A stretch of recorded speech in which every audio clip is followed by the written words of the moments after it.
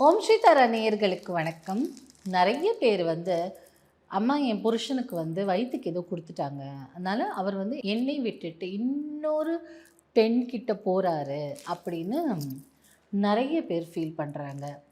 நிறைய பெண்கள், நல்ல குடும்பத்தில் இருக்கும் பெண்களுக்கு கஷ்டம் வருது.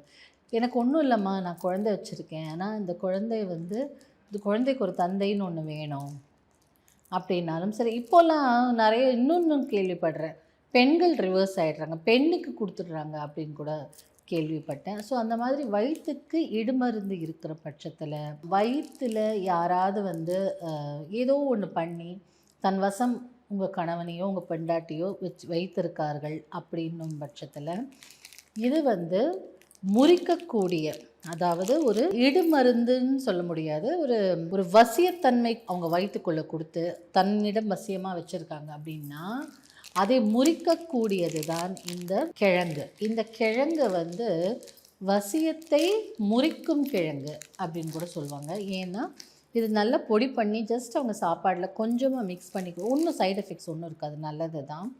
ஸோ அது மிக்ஸ் பண்ணி கொடுத்தாலே அந்த நபர்கள்கிட்டேருந்து வெளியில் வந்துடும்.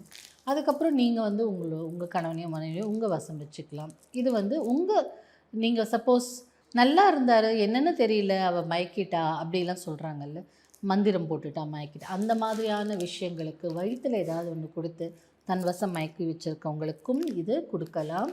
இது சேஃபு. உள்ளுக்கு கொடுக்குறோமே பயப்படலாம் வேண்டாம், ரொம்ப சேஃபு.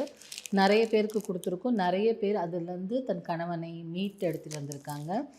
இது பெண்களுக்கும் கொடுக்கலாம். சப்போஸ் உங்கள் ஒய்ஃப்க்கு நிறைய சொத்து இருக்குன்னா, யாராவது பேசி மயக்கி வச்சுருப்பாங்க, அந்த மாதிரி எல்லாம் இருந்ததுன்னா இதை கொடுக்கலாம். ஒய்ஃப் மட்டும் இல்லை, சம்டைம்ஸ் கல்யாணம் தள்ளி போன பெண்களை இதாக சொத்து இருக்குன்னு தெரிஞ்சிருந்தால் அதையும் அவங்களையும் ஏதோ பேசி ஏதோ ஒன்று கொடுத்து தன் வசம் வைத்திருப்பார்கள்.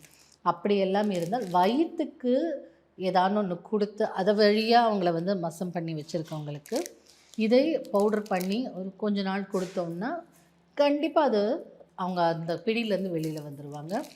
இது வசிய மருந்தை, வயிற்றில் இருக்கும் இடுமருந்தை அழிக்கும் ஒரு கிழங்கு.